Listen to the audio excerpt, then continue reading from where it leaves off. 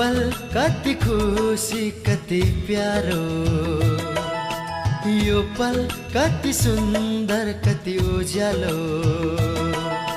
सक्ने भए म त बाँधेरै राखिदिन्थे समयका पहिला, छेकेरै राखिदिन्थे